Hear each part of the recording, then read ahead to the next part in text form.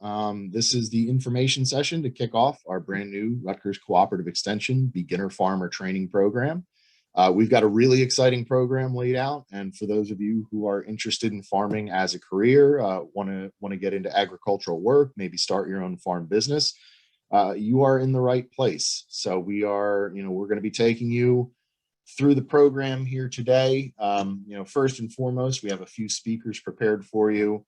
After introductions, I have a quick icebreaker because I want to get to know where some of you are coming from and your ideas of farming. Today, we're going to have Bill Hlubik. County Agent Bill Hlubik is a professor at Rutgers. He's an agent of Rutgers Cooperative Extension, and he is the director of this program. So he's going to be talking about agriculture in New Jersey, why it's an exciting time to get into agriculture in New Jersey, and why there's really a pressing need for beginner farmers like yourselves. So, there's a lot of good material there, a lot of exciting opportunities, and Bill's going to go over them. Next, we have our program co-directors, Bill Errickson and Lauren Errickson. They are going to share their own personal and very exciting story of their time running a horse-powered farm in Maine, off-grid, small-scale horse-powered farm. It's a really cool story, but it shows just kind of the different directions that you can take agriculture and still have a really meaningful experience doing it. And then I am going to kind of get into the meat and potatoes of today and talk about the program structure, your participation in it, and what the scope of this training is going to look like.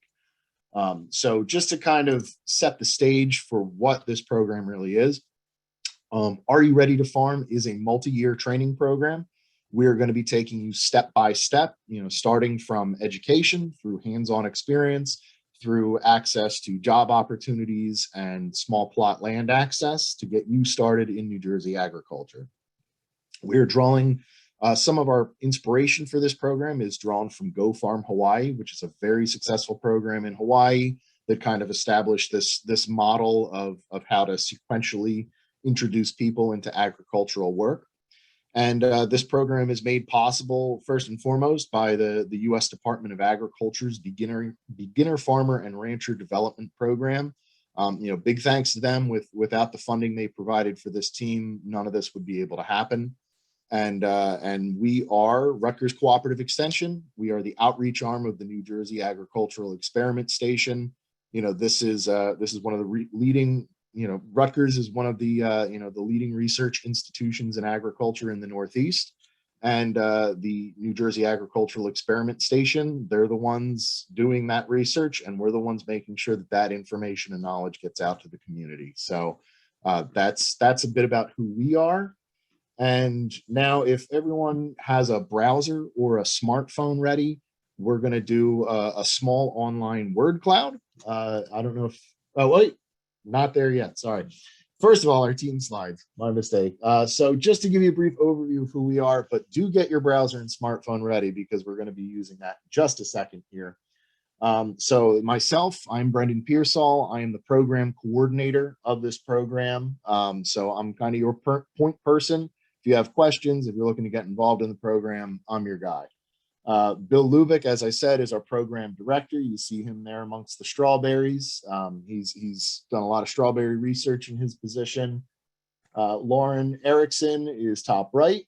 Bill Errickson is bottom right. They're both here today to speak to you. And then the fella you see there with the potatoes, you'll get to know him a little bit more later on in the program. That's Alex Sawatsky. He's our farm coach and has a lot of experience working with student farmers. And then bottom center is Ash Dunleavy, who is actually on the call today.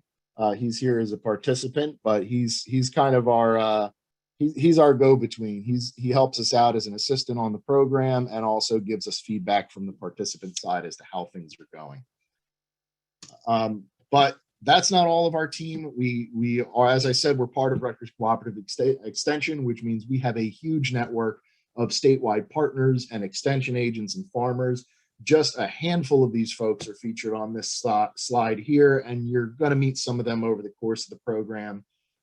Top left, Megan Muehlbauer has done a lot of her work in fruit tree production. You're going to hear from Kate Brown, top center, in a couple weeks on soils. Pete Nietzsche on top right is the director of the Snyder Research Farm up in North Jersey. Angela Monahan, bottom left, is one of our all-purpose go-tos. She's our master gardener coordinator, but she helps us with so much, and she's really fantastic. You're going to hear from her during the program. Nick Polanin, bottom center, is the chair of our department at Rutgers. He gives us a lot of behind-the-scenes support, and hopefully we can get him out to speak to you at a few of these sessions as well. And then Hank Bignell's our livestock guy. He's from out in Hunterdon County. He's a great guy, and he's going to talk to you a little later on in the course about livestock for small farms. And now we're going to take, as I said, a quick break for Mentimeter. So this is where I need you to have your smartphones ready to go. And I am going to set up a presentation there real quick. So bear with me for just 1 second.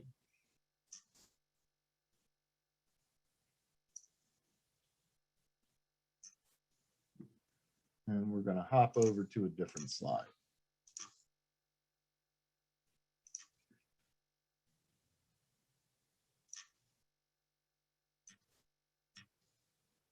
So you up top, you should now see Mentimeter. I need you all to use your browsers on your smartphones or your computer to go to menti.com, and you're going to enter that code that you see, 86151820. And we want, in a nutshell, what does farming mean to you? You have up to 3 lines to enter. Keep it to 1 or 2 words, 3 tops, but just what is farming to you? What does it evoke for you emotionally? Why are you interested in farming? Does it inspire you? What's just in a couple words, what does farming mean to you? And hopefully we should start to see those answers populate up here on the slide.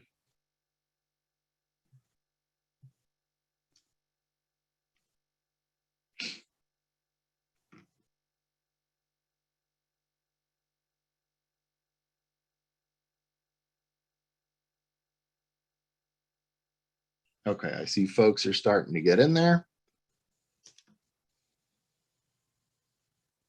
Kelly raised her hand.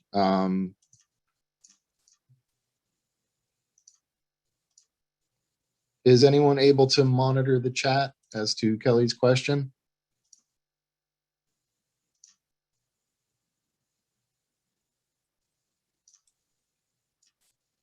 Brendon, I can watch the chat. Kelly, we don't have the ability to unmute you and let you ask your question, but if you want to go ahead and type your question into the chat, which you should see about bottom center of your screen, we'd be happy to answer you there. Okay, here we go. So our word cloud is starting to populate itself as the results are coming in. And I see, yeah, big up front and center is sustainability. That's a big part of what we talk about. Sustainability. So you're seeing the words that are entered the most are the ones that are coming up the largest.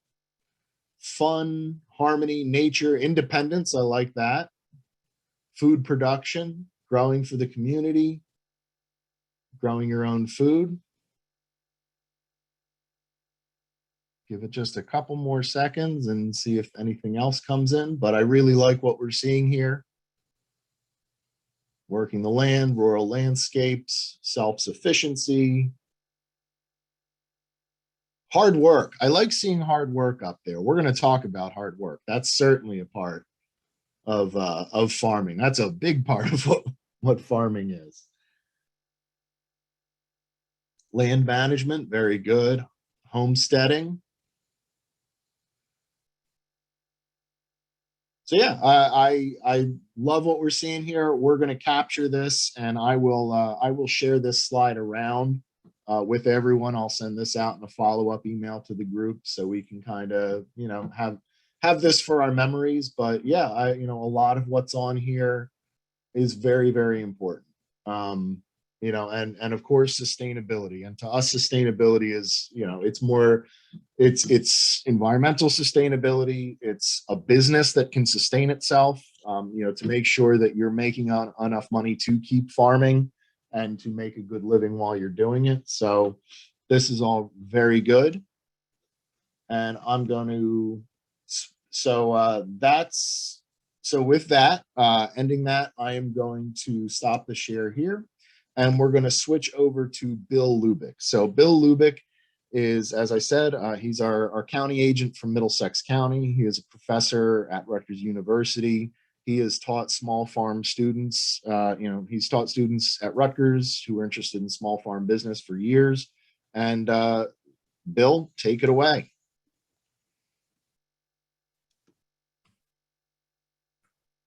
Okay, can everybody see the screen? Yep.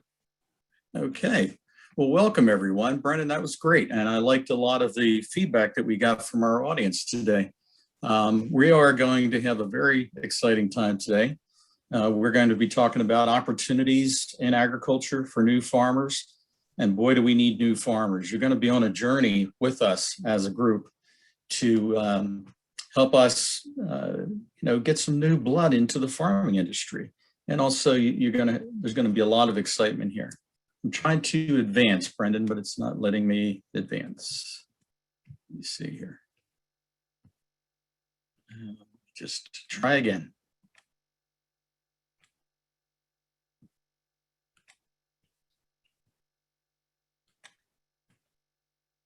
Okay, it's not giving me the advanced. It should just work as your normal PowerPoint. Oh, there it is. Okay, I think Yeah. it's working now. Okay. Yep. So just a little bit of an overview for today. We are going to talk about demand for local food, a little bit on the loss of farmland and what we're doing about it, next generation farmers and the need for them, some key obstacles that we see out there and how we're going to overcome those obstacles, working together with you and our team. New crops and markets. There's a lot of exciting new crops and opportunities out there. And then I will just review a little bit about the expertise from our end, but not in too much detail. So just to give you a little bit of background on me, I've been farming for over 40 years with my family. I work at Rutgers University, but I love working out on the farm. Any chance I get, I will be out working with my brothers and sisters out on our family farm. And I've been working with Rutgers for 31 years or more. And as an agricultural agent, as a professor, I teach some classes at Rutgers, including sustainable agriculture and starting a small farm. We established the Middlesex County Earth Center in South Brunswick, which hopefully we'll be able to get out to for some visits this year. And, farming is a team effort. I am fortunate to have a family, quite a large family that works together, and some of us have full-time jobs on the farm and others help out when they can, but we have quite a large farm of 120 acres. We have cattle, we have chickens, we do vegetables from A to Z, apples, we grow everything from apples to zucchini out there. And we have greenhouse and high tunnel production, which when we get to that point, we're going to share that. Here you see a couple of my brothers and my nephew in the top left setting up. This was just 2 days ago when we were setting up some wire and planting some new raspberries and blackberries that we're going to get started, and we're going to train them up to grow up these areas in here that we've just cleaned out. So there's a lot of things that we're going to talk about and show you exactly how we do things on a small scale, and then from a small scale, how we build up into larger scale with many farm opportunities. We're also going to go over a lot of different ways to approach farming. Not all farming looks like this, and I'm going to show you as we go that farming can be just about anything. And I like this connection here that talks about the connection with family and community. Psychiatrist Robert Waldinger, director for a 75-year Harvard study, said the secret to true happiness, satisfaction, and even health are good relationships, strong, fulfilling relationships with family, friends, and community. And boy, do we have that in the farm community. I've been working with the farm community my entire life, and I have to say that we have very satisfied people working in the farm community. They love what they do, or they wouldn't do it. So it really becomes a lifestyle and becomes a connection with your entire family. And then the second part of this is that farming really encompasses many different types and levels of production, from very small, much less than an acre, to hundreds of acres of farming, with the average size of a farm in New Jersey being about a little over 70 acres. But many of these small operations are doing great, and they produce enough, that they are operational and fully functional. So we're going to talk about the breadth and width of agriculture throughout this series, seminar series. But the interesting thing to know is that they're still 100% family owned, the majority of our family farms out there. So this is just a little shot of our family at Christmas time. We get together. This is before COVID, of course. This was a shot from a couple of years ago. But you can see family is very important. I have quite a large family, 7 other brothers and sisters, and we're all involved in agriculture in some way, even if we're just helping out at the family farm. But you don't need a family this big. It's just that my dad was thinking ahead and said, how can we get some free labor? So let's have a big family. And farming is more than a job. It really is a lifestyle. And that's what you're going to learn throughout this experience that you're going to go through with our team. That once you get your hands dirty and you see the fruits of your labor and some of the excitement when you harvest your first crop, it really gets into your blood, and it becomes a lifestyle that you really want to stay in tune with. And you'll grow to either love it, or you'll figure out through this course whether you don't love it. And then you'll be able to make an educated decision as to whether or not you want to move forward. For me, I've always loved agriculture, and everyone in my family has as well. And that's why we all stay connected. And if you look for the demand for local food and local food products, it's very interesting because approximately 10% of the United States population lives within 100 miles of central New Jersey. So boy, do you have a great customer base here in New Jersey. It's amazing the amount of customers. So when you think that, oh, we have too many farm markets or have too many farms, no, we don't. We have the capacity, and you're going to see in a few slides here that there is a great demand for local food products. And especially with our next generations coming in, there's a demand for local food and local products. So this is just a map that shows you within this zone of the food systems, 10% of our population exist within this zone. And if you move it up a little bit further, a little to the right, it's even a little bit higher than that. So a lot of people concentrated within this area, and a lot of opportunities for growth, especially with direct marketing, where we're marketing directly to consumers. So it's a really exciting time to be in agriculture. We couldn't have a more exciting time because the demand is there. The demand for a fresh, direct product is definitely there. So it's a matter of how you put your business together and how you market it. And if you look at the demand for local food, for farmers markets, for regional food and school districts and other programs looking for food, you see the percent increase over time. And this was from a USDA study, and looked from 2007 to 2014. And there's been incredible growth in the market and the demand for local food products. So just a simple slide to show you that, we're on the right track and you're in the right business in terms of demand. With that, we've had a loss in farm acreage, but thankfully that has leveled off as we've approached the present. That we did lose quite a bit of farmland in late 70s through the 90s. And then after the recession, it started to level. The recession of 2008, we started to see a rebound in farm acreage. And fortunately, we are preserving quite a bit of our farmland in New Jersey as well. So we'll talk about that more in the course and how that helps you when you're looking for farmland. So we had a decline in almost a third between 1978 to 2012, but we had a 3% increase between 2012 and 2017. And that was somewhat shocking because nationwide, we actually saw a drop in about 2% of farmland. So we actually saw a little bit of a bump in New Jersey. And I think that's due to the innovation and opportunities that are presented here in our Garden State. So we have really a lot to look forward to and a lot of opportunities. But we have lost more than 300,000 acres of farms, roughly the size of Morris County over the past 40 years. So we in the state, many of my colleagues and I have really made a lot of efforts to maintain the land that we have through farmland assessment and preservation programs. And New Jersey leads the country in its farmland preservation efforts. So thank goodness that we have done that. We've preserved a lot of land throughout New Jersey and a lot of open space that can be turned into ag production. So we're in a good position right now. So if we look at New Jersey family-owned farms, are a little over 70 acres average with about 9,900 farms, and we're looking to increase that with a lot of our new farmers. Nationally, farms are a little bit larger, a little over 400 acres, but because our land values are so high in New Jersey, well over $12,000 to $14,000 in some areas and much higher than that in North Central, cropland is valuable. But through the course, we're going to show you how you can connect with some of the open space, preserved land, and working together with different agencies to access some of that land. So that's the mission, one of the missions that we're on. But you can see that we need a next generation of farmers.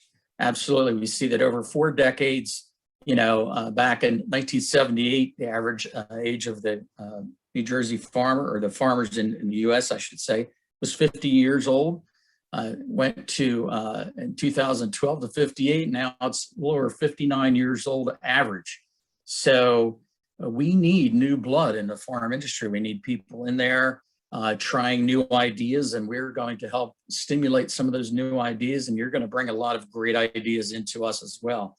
So this is definitely back and forth where we're all going to share, and we're going to have a great team that's going to work with you to try to make your ideas come to fruition. And the average age of the new and beginning of farmers across the country is about 46 years old, and that was according to the 2017 census. And average farm for new and beginner farmers is about 120 acres, but we're starting to see that actually decrease to a much smaller size, especially for a lot of new generation farmers. Age 35 and younger account for about 9% of those new farmers, and we hope to increase that. And also increase the diversity of farmers coming in and the diversity of ideas across the board, because we have been pretty excited about many of the young new farmers we're working with, that they bring in fresh new ideas to the program. So the importance of New Jersey Ag is the fact that we have land and farms. We have over 700,000 acres and farms, over 9,000 farms throughout the state. Average farm sales is a little over 100,000, and ag product sales is over $1 billion. And actually that number is climbing this year and would be climbing significantly with ag-based products and value-added products. So there's a lot of opportunity in New Jersey. And because we can grow some of the nation's top crops, we're actually rated #1 for eggplant, 3 for peaches, 3 for cranberries, 4th for asparagus, bell peppers you see in there, 4th spinach, blueberries, squash, tomatoes, and cucumbers. Now, in order for us to compete on a national level with the limited amount of ground we have, that speaks to the high quality of soils and the expertise of our farmers in New Jersey. We've got some wonderful soils, very highly productive soils. So farming in New Jersey brings great opportunities with it. And the size of those farms, and I wanted to point this out because you don't have to have a lot of acres. As you can see, over 4,000 of these farms are between 10 and 49 acres, and over 2,000 of those farms are just between 1 and 9 acres. So even with a limited amount of space, you can still have a significant contribution to New Jersey agriculture, and we are seeing more and more small farms appear, and we welcome them. So what are some of the obstacles that we face? Access to affordable, productive land, and we are working on that through this program to help you access affordable land that's highly productive, and we can evaluate those pieces of land to determine whether or not they are suitable for the type of farming that you want to do. There's been a loss of multi-generational knowledge, so that's hence this course to bring those farmers and that knowledge base and our instructors together with you to share some of that knowledge, so that you will be armed with the tools that you need to be successful at your farming efforts. We have a lot of deer and pest problems and disease problems that we deal with, as with any type of outside production business. and we'll show you how to manage and deal with those in a sustainable manner. Also, having effective mentors. We hope through our program, we will be able to establish mentorship with everyone who joins the program so that we can have you off and running and you can make wise decisions in your farming efforts. Another key obstacle is health benefits, which is an issue that we are dealing with more on a statewide level. But now with universal health care, we're hoping that's becoming less of a problem for our growers. Labor is an issue, to find labor that's going to work on the farm, but through different incentives on your farm, we're going to show you how you can encourage people to work with you on the farm, and also in the process, educate people about the business of farming. And once they get hooked, they get excited. And then the practical knowledge is also an obstacle that we're going to help you overcome as well, because we're going to provide some hands-on knowledge through the 3 years of the course. And some of the problems that we see in New Jersey overall is right to farm, which we're dealing with, where we help farmers overcome any issues with the community, working together with the community. Farmland preservation is high on the list of priority to make sure we preserve what we have. Renewable energy is a new one that we're really just getting into. We want to use renewable energy on farms, making sure that we're using solar, alternative fuels whenever possible. We want to make sure that we maintain our water quality in the state. And we also want to protect the state from invasive species and noxious species that can be a challenge to us. So through proper farming techniques, we can actually be good environmental stewards and actually lead towards preservation of the environment while producing a high quality food product or other types of products for people out there. And some of the new opportunities are really exciting. I mean, when it comes to, if you have a small space and you start growing oyster mushroom, different types of, small scale, high value crops like this, by controlling that environment, we can grow many different types of mushrooms in small spaces. And some friends are doing this and actually very successful with it. And just one of many opportunities that with small space, you can do quite well. Now, when you go smaller, sometimes it's more labor intensive, but there are opportunities in the market and you can demand high prices for a very high quality product.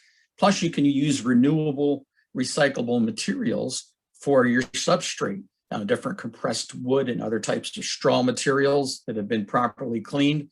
So there's ways to work in those sustainability factors, lower your cost while producing a high quality, high value product.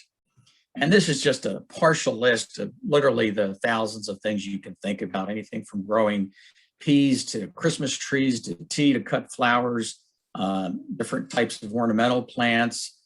We have Bill Errickson here who's working with ginger root. We've done a lot of work with garlic on our farm, growing herbs, producing honey, hops, lavender, tapping trees for maple syrup, growing mushrooms, as we talked about, organic fruits and vegetables, potatoes. If you're closer to other areas where it's conducive, you can even work with other types of crops, that may be a little more sensitive. As long as we protect them in high tunnels, we can grow a wide variety of specialty crops. And there are incentives through the USDA that we'll talk about later. As you get involved in growing these crops, you can sometimes find some money through the Sustainable Ag Research and Education Funds. But here's just a sampling of the different types of farming where you can actually grow inside of containers, controlling your lighting and humidity. So you don't need a lot of space. It's very intensive agriculture. And here you see where they actually put a greenhouse right on top of one of these containers and then built growing space inside as well with additional lighting. And that allows for the growth of even taller plants. So there's a lot of opportunities there. We have a new crop in New Jersey. A lot of farmers are getting excited about. We're doing research at Cream Ridge Experiment Station, which you will all get a chance to visit, hopefully later in the program. It's a low input crop, so we like it. Little nitrogen inputs, minimal pesticide use, relatively high value. As you can see, the actual demand for products like Nutella are very high. It's easy mechanical harvesting, and really the popularity has been rising on this. So this is something, if you have a little bit more acreage and you're looking for a low input crop, is something you could try down the road. We're just really getting that off the ground. And we're selling the new varieties actually that have been developed by Rutgers, the New Jersey Ag Experiment Station by Dr. Tom Molnar. And we'll get into some of these discussions later, how they can be a good low input crop for a medium-sized farm. Many of us have had experience growing flowers, and Brendon is going to talk about his flower production system a little bit later on, that he had an opportunity to grow them. They're a very high value crop. And if you have limited space, you don't have to have a large field like this one, but even with a limited amount of space, you can turn out a good high quality product, and the demand is there for these products. So that's an exciting new crop as well. And here we see the Pro Cut series, which is one that we do recommend, orange sunflowers, and they really hold up nicely, and we'll get into that in more detail when we talk about production. So what you used to think about farming may have changed quite a bit, and you're going to see through our program that there's a lot of opportunities, even with pollinators and honey production. Honeybees pollinate over $300 million worth of New Jersey crops. We have over 20,000 bee colonies in New Jersey, valued at about $350 per colony. So this is over a $7 million industry in New Jersey. And many people get hooked on working with bees, producing honey, making sure that the bees stay healthy, and providing pollinators. Small animal production is another very exciting area to get into, and Hank Bignell and many of our instructors from Rutgers are going to get involved in teaching you about raising chickens, sheep, goats, pheasants, rabbits, and ducks. We like to start out with small. If you're a small farmer, you probably want to start out with small animals. So we're going to focus on those, how to produce those animals efficiently in New Jersey, and looking at all the different parameters that need to be considered when raising these animals so that you can do it in a humane manner, and the animals are kept healthy, and you get good overall production with those animals. So there's a lot of great opportunities with small animal production in New Jersey. And I just want to thank all of our team as I wrap up here. Ag agents and specialists from throughout New Jersey are going to be part of this team and are really going to add a tremendous amount of wealth to the program. And I think you're going to be very pleased at the breadth of experts that are coming in to work with us on the program, including some of our very best and successful farmers throughout New Jersey. These are established farmers, some beginner farmers that have been farming less than 10 years and are bringing a lot of knowledge to share with you. So I think this is going to be an exciting journey for all of us. And with that, I'm going to stop and turn it over to my colleagues, Lauren and Bill Errickson. And Bill is one of my colleagues in Monmouth County, and Lauren is our director for the New Brunswick Community Garden Program. Bill is actually the ag agent in Monmouth County, and relatively new to the business of being an ag agent, but brings a lot of knowledge with him. And between Lauren and Bill having farmed before, and they're going to tell you about their very exciting operation that they had. And I'm going to let you guys take the show here. Thank you, everybody, for listening. And here is Bill and Lauren Errickson. Great. Thanks so much, Bill. Good morning, everyone. Thank you for being here with us on this beautiful Saturday morning. We are excited to share our farm story with you. We'll just quickly give a little bit more of an introduction to add on to what Bill already shared. My name is Lauren Errickson, and I work as a senior program administrator with Rutgers Cooperative Extension. I'm based at our statewide office in New Brunswick, and my primary role is overseeing food access and agricultural programs. So I'm excited to be a co-director on this beginner farmer program. And a lot of the other work that I do has to do with connecting farmers with markets, both for agricultural economic benefit for the farmer, but also for food access for the consumers. I'm also working on my PhD in nutrition. And so one of the things that I'm really interested in is connecting local people with healthy food from local farms so that they can have improved health over time. And hello, everyone. I'm Bill Errickson. So I'm the extension agent for Monmouth County Cooperative Extension, and I'm also a faculty member in the Department of Agriculture and Natural Resources at Rutgers University. So a little bit about my background is I have a master's degree in soil science, and the farm was sort of an applied real world test of that soil science, soil fertility background. My areas of specialty in my work with Rutgers are sustainable nursery production and innovations in agriculture. And I'm also finishing a PhD in the plant biology program. So today we're going to talk about some of our experiences when we operated our own farm, Singing Nettle Farm. And hopefully some of this will be encouraging to you, but also show some of the real world challenges of starting your own business. So just a brief outline of what we're going to talk about. First, we'll go over some of the goals that we set for ourselves for the farm, how we created a habitat for humans and for the other wildlife and animals that we had on the farm. We'll talk about some of our farming methods and the diverse products that we got into producing and how we marketed them. And then we'll also talk about some of the research and education that we conducted on our farm and some of the opportunities that might be available to you in these directions. So this is a shot of one portion of our farm, Singing Nettle Farm. And this was located in Coastal Maine. So if you see the map up on top there, that star is where we were located. It was a small town called Brooks, rural agricultural community, about 1,000 people in the town. We were maybe 10 miles from the coast, about 2 hours north of Portland on the way up to Bar Harbor, if you're familiar with the area. And this farm was started as a hayfield, so it was good soils, good southwest exposure, and we built everything from scratch. So literally from the ground up, we created everything that you're going to see. And we operated this farm for 6 seasons from 2010 through 2015. But this was also after farming for 6 seasons prior to that, working on other people's farms and managing farms as well. So we had some experience before we got to this jumping off point of starting our own business. And as you'll see, this was a horse-powered farm, and it was off-grid solar, and it was certified organic.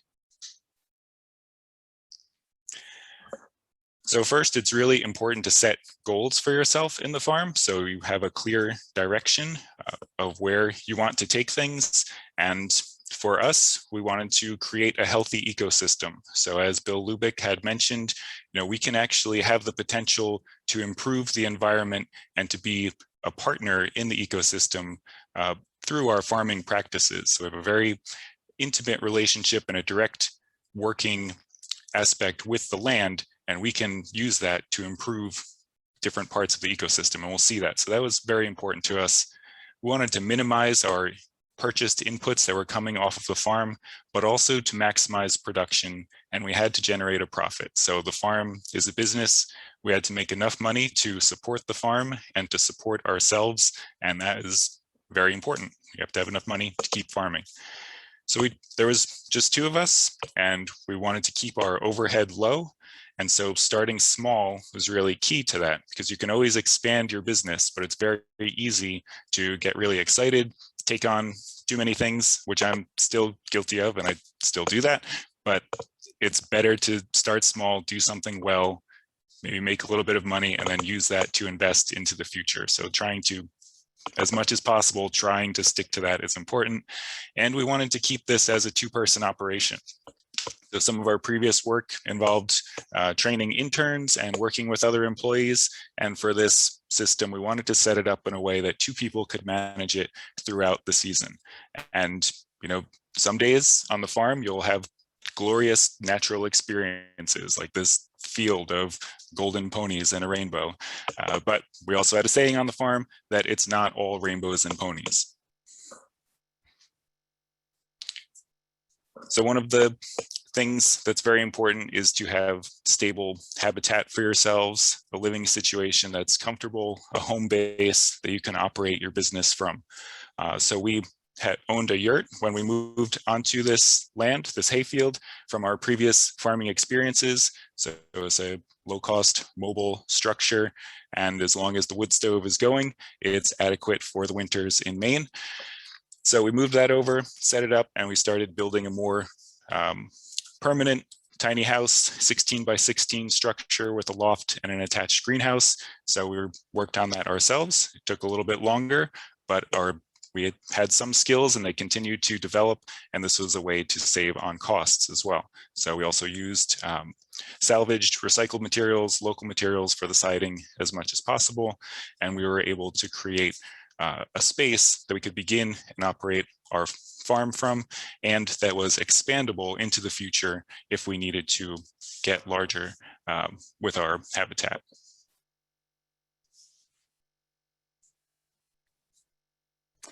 So what you can see on the screen that we just clicked away from was the final product as far as we had taken the cabin that we built on the farm. And once that was underway in terms of construction, the next step for us was thinking about horse habitat once our human habitat was taken care of. So I'll just mention here, not all of you are going to farm with horses. In reality, probably most of you will not farm with horses, but I include them in the presentation because they were such an important part of our farm, for one, but also because I think they illustrate how personalized your farm can be. As you're thinking ahead to how you're going to set up your farm and your business and your home, you have complete creative freedom, within allowable resources and finances and time, of course. But one of the really exciting things is that if you can dream it and figure out how to pay for it, you can do it, as you're creating your farm. So I have been interested in and spent time with horses my entire life. So for me, as Bill and I were envisioning this farm, figuring out a way that we could incorporate them into the business model and into the landscape was of primary importance. So getting them stable housing was also important. So you can see us constructing the frame of their horse house, which was very simple. I mean, this was a simple run-in shed with hay storage, harness storage, and we had nearby uncovered but equipment storage space. So it was super workable, fairly, affordable for our budget. And we were able to, again, do this ourselves, which for us was really important. Next. Okay, so we also had chickens on the farm. So you can see that we had a small flock of laying hens. We maintained anywhere from probably 8 to 12 chickens at a time on the farm, and we had them for egg production, which was great. You'll also see in some later slides a few ways that we employed them on the farm as well. And what you see on the bottom slide is, you're probably seeing a pattern between our cabin, the horse barn, and the chicken house on the bottom right. They all look very similar. We have one mode of construction, and that's it. We built this style little cabin and house, but the horses were able to pull this chicken shed that we made, sort of like a chicken tractor concept. And so we could use them together to move the chickens to different areas on the farm so that the chickens could benefit from free ranging or controlled grazing within different areas of the farm. And we could benefit because they would clean out weeds and pests and other things from the areas where we had just finished cultivating a crop.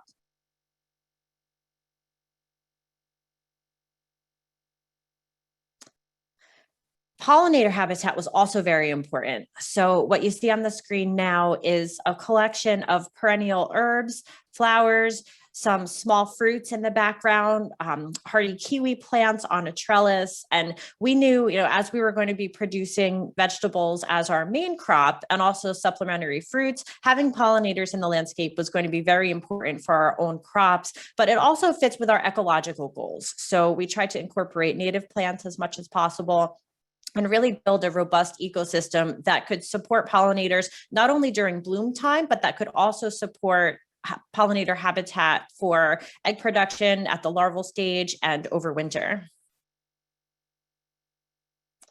And we also supported wildlife habitat. Now, wildlife is sort of a blessing and a curse on the farm. So what you see on the screen now are some of the more, friendly, pleasing types of wildlife that we would see throughout the farm system.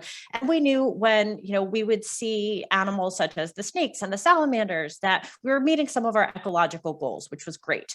Now, especially here in New Jersey, a wildlife such as deer can pose an issue. In Maine, we had porcupines, which would get into our crops and cause cause a problem. Raccoons could sometimes wreak havoc. So one of the things that we adapted was to use portable electric fencing. We did not have the capacity to do a long-term large deer fence around the entire property, and our production was split between a couple of different fields.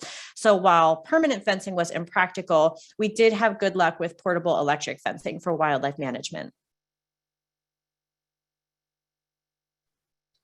Okay, so as I mentioned, part of my background is in soil science. So one of my favorite things to work on the farm is improving the soil. And we did this through various methods of adding soil organic matter. And so we would take soil tests each year, balance our pH and our nutrients, and we would use the horse manure to make compost. We would cut plants and grow plants specifically in the gardens to add to the compost piles as well. And this was, very important long-term soil building process. So as we're trying to improve the ecosystem each year, that includes the soil ecosystem. So feeding the microbes, improving each year, making the soil better.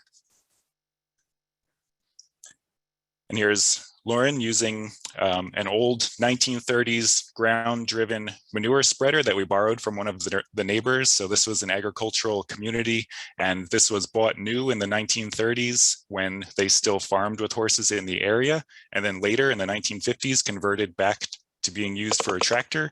And then the neighbor let us borrow it, and we converted it back to being used for horses. So it was heavy, it was kind of dangerous, but it worked, and we eventually upgraded and got some smaller ground-driven horse spreaders that worked better, but this was effective. And we also used various cover crops for building soil fertility. So this is a crop of mustard, and if you timed it right, you could get this to flower late in the fall to provide a late season nectar source for the bees, and then let it winter kill before it went to seed. And so it would provide a no-till mulch and feed the bees and build soil organic matter. So through working with timing and different species in the environment, we could achieve multiple benefits for production and our bottom line, as well as ecosystem improvements. So one of the things that was important for us to think about, we knew we were going to be a small farm. So we wanted to size our equipment and also our horses appropriately. So we chose to farm with Haflinger horses, which are a small draft breed. That's Riley and Matt that you see on the screen. And what they're pulling is a Pioneer Homesteader, which is a very diverse type of equipment. It's similar to either a small tractor or maybe a BCS tiller, in that it has interchangeable implements. So this one vehicle on the farm could have interchangeable parts that would let us plow the field, let us disc the soil. It had a hiller instrument for hilling potatoes. It had a cultivator that we could use for weed control. So super useful, but again, not a large piece of equipment and very versatile. We also had, I think on the next slide, we are going to see custom logging arch and forecart. So you'll see in a few slides some forestry work, but the forecart is basically a piece of equipment that can pull other things. So what the horses and I are working on in this picture that you see on screen now is we are pulling a drag that's smoothing out soil that we had already plowed and disked. And just note so on this slide, you can see what looks like some black plastic. We used a long-term landscape fabric, black plastic mulch. So instead of an annually disposable plastic, this was a landscape fabric that we could save and use year to year. So for one thing, that kept us from having to buy new plastic every year, but it also, again, aligned with our ecological goals of minimal inputs and waste from the farm. And what we're growing there are fairly newly planted corn stalks that you can see coming up for a sweet corn crop.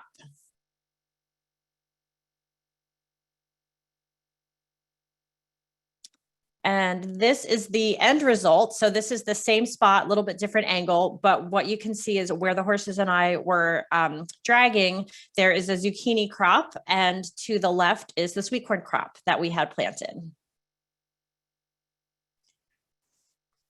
So being that we were living in Maine and our growing season was shorter than would be ideal for producing food, we invested in season extension. And so we had various high tunnels, so unheated structures. And one of the most low-cost ways to get into season extension is with a tool called a hoop bender. And this allows you to build your own high tunnels using the top rail from chain link fence and components that you can get from the hardware store. So these are customizable. You can make them as long as you want. There's different sizes, but ours was 7 feet tall by 12 feet wide, and it was effective. So we were able to get these for a very low cost per square foot, build them ourselves, and it allowed us to get started with season extension. So tomatoes and eggplants, common summer crops that we want to be producing in tunnels. We were not even growing any tomatoes in the field just because the productivity and disease control and pest control and everything and the quality was so much higher in the tunnels, it did not make sense for us to do that. So we focused all of our energy instead in producing in a smaller space but higher quality and more returns, more productivity per square foot. We also produced winter greens, even in Maine. You can see snow on the ground and a spinach crop coming out of the tunnel. So we would plant all of this. Generally, some would get planted in the fall, and we would extend it through the winter markets. So holiday, Thanksgiving seasons. And then spinach, for example, would slow down in the winter. And then when the light would return in February and March, start to produce again, and we would be able to harvest a spring crop as early as possible. We also used our high tunnels as chicken habitat. So thinking about them in a little bit of a creative way, once the tomatoes would come out, we would seed a cover crop.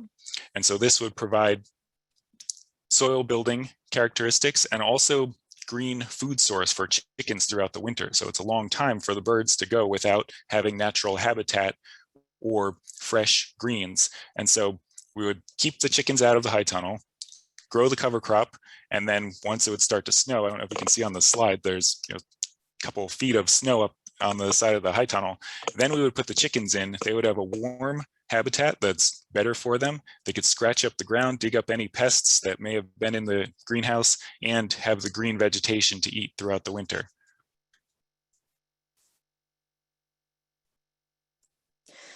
Another thing that we would do over the winter is to complete the various forestry tasks that were important to the farm.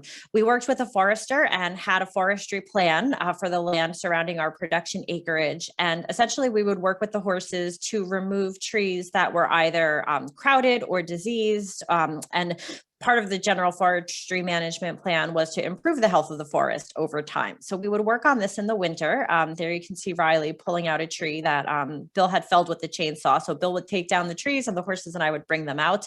One of the things about working with animals is that it's best for them if they can have a job year round. So they don't like to sit and not have anything to do for a long period of time. So this kept them busy, which was fantastic. And when we were starting, this was also a great opportunity for me to learn how to work with the horses. So I'd been around horses my entire life. I had ridden most of my life, but I had never actually worked with horses, which is different. And a big takeaway here is that I was able to learn how to do this from people within our rural community who had been doing this for a long time. We had people farming with horses nearby. We had people logging professionally with horses nearby, and they were incredible, incredible resources. So one of the things we're hoping this beginner farmer program will help you to do is to connect to the agricultural expertise and traditions throughout New Jersey so that they can inform your business in a similar way. So this is a few more shots of the horses at work in the winter. And then in the summer, you can see the team of horses, and they are pulling a log splitter. So that was part of our process in preparing the forestry products that we would actually use from the wood we harvested.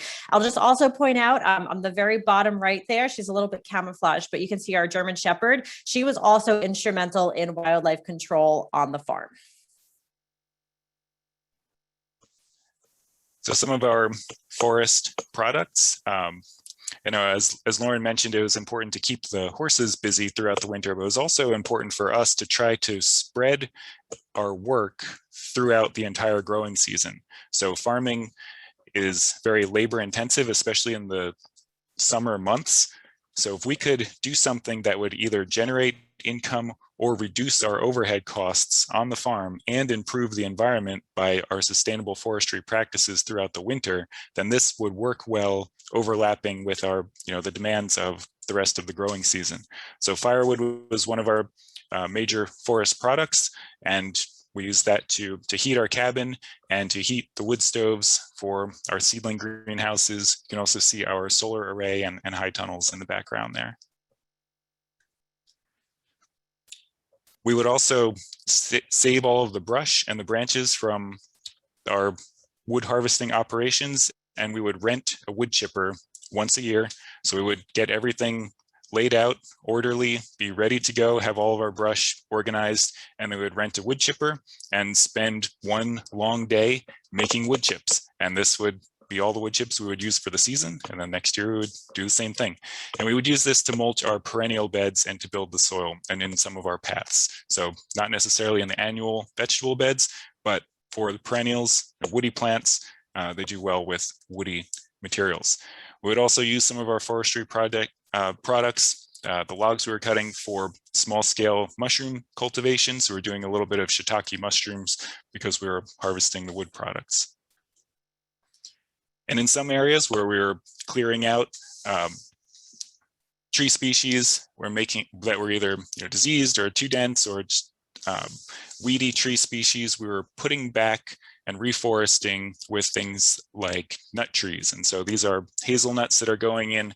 We're thinking long-term of putting back tree crops that can produce food for wildlife and for human consumption into the future. So thinking about, if we're making a disturbance in the forest, how do we build that back in a regenerative way using our knowledge of ecology? All right. Now it's business time. So we've seen some of the different ways that we've been farming and some of the things we've been doing, but all of these needed to work with one another and to generate an income for the farm. And so we have these overlapping aspects of the business. They needed to complement one another, both in terms of time and thinking about cash flow, ebbs and flows of cash on the farm throughout the growing season. And these are some of the makeup of the business. So first of all, I know many of you will probably go into vegetable production. This is, growing annual crops is a quick turnaround. It's a good way to get into agriculture. And so we did grow vegetables, herbs, cut flowers. We had a market garden where we had a 40-member CSA of vegetables and cut flowers. We sold to a couple of restaurants. We sold to our local school district. We participated in some farmers markets and a local food co-op. There was one restaurant in our 1,000 person rural town, Ralph's Cafe. They were very good. And we sold them as much produce as they could use. And so they started we worked with them, we talked to the owners, we knew them, and they started to get creative. And they would incorporate kale into their breakfast dishes because that's what we had. And we could grow it almost year round. Residents who maybe never ate kale for breakfast before started to enjoy it. We think they kept buying it, so we think they enjoyed it. There was also, so New Jersey was just voted the #1 pizza state in the nation, and I absolutely wholeheartedly agree with that. But in Maine, we did have a new pizza restaurant that moved into town, and we got to talking with the owners because, of course, we visited the new pizza restaurant, and they started buying produce from us. San Marzano tomatoes in particular they wanted, and cherry tomatoes, cut flowers, basil, salad greens, things like that. So developing these personal relationships are important. We also started a farmers market in the small town. They said they had wanted one for years and nobody just got it off the ground. So we talked with them and were able to do it right in the center of the small downtown area.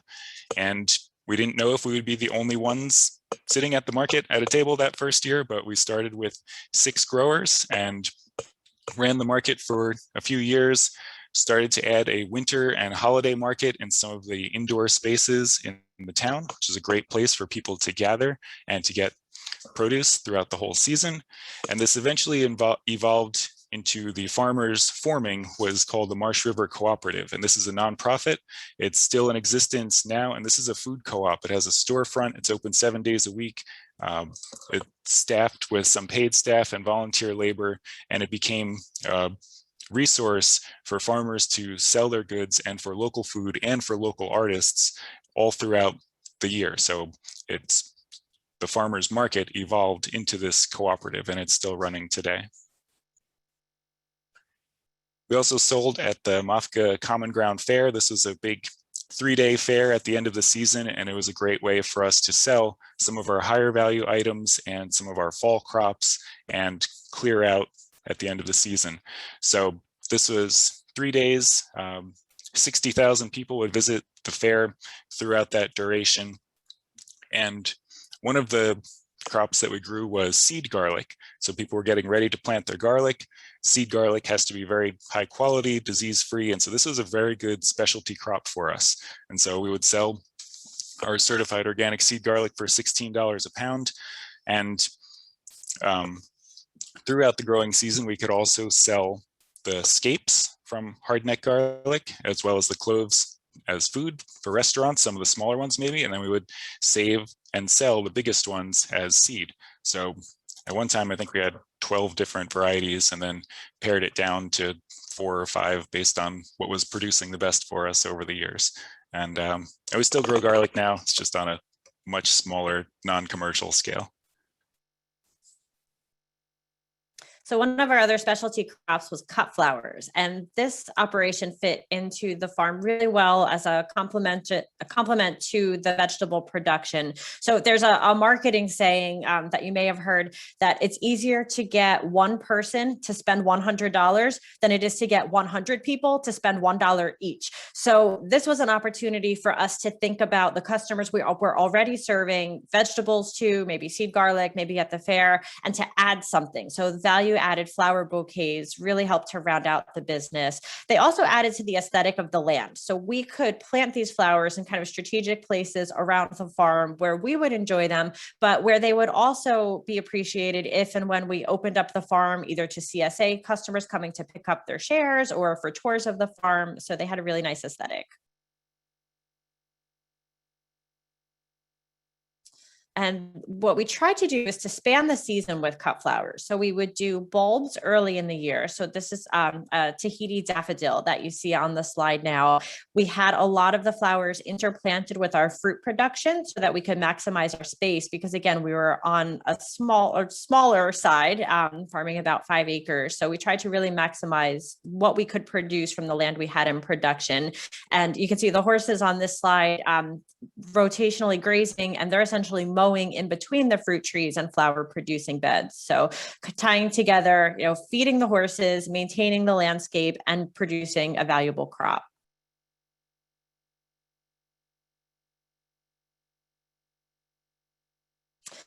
And what you can see on this slide is some of our integrated pollinator plants, cut flowers, and also medicinal herbs. So one of the ways that we marketed the flower shares as we were selling either our flower bouquets or flower CSA shares is that by investing in the flower CSA and purchasing cut flowers, our customers were actually supporting pollinator habitat as well. So buy flowers, help the bees. It's kind of win-win, because people felt good about making their flower purchases, but then they were also helping to support the farm and helping support us in growing these beautiful flowers.